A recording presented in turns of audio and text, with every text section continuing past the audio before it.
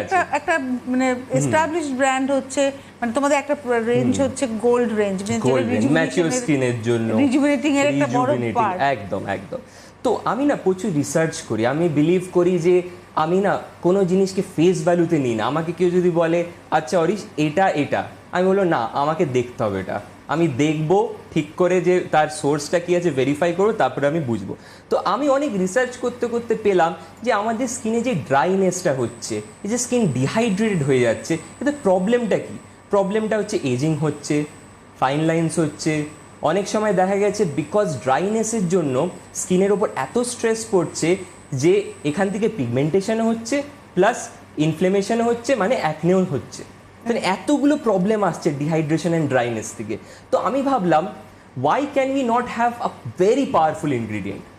And সেখানেই আমার মাথায় এলো, রিসার্চ করতে করতে আমি দেখলাম, মাথায় আসার পর আমি যখন রিসার্চ করলাম আমি তখন এই সুন্দর ইনগ্রিডিয়েন্টটা পেলাম, এটা হচ্ছে স্নেল মিউসিন।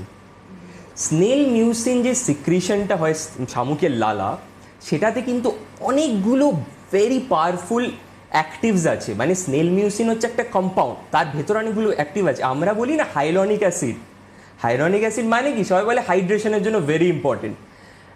শামুকের লালাতে ন্যাচারাল হাইলনিক অ্যাসিড আছে, শামুকের লালাতে গ্লাইকোপ্রোটিনস আছে, মানে অ্যালাটোইন আছে, all the very powerful actives, মানে অ্যারাউন্ড তোমাকে বলছি 10-12টা অ্যাক্টিভস আছে শামুকের লালা। আমরা আসবো আলোচনায়।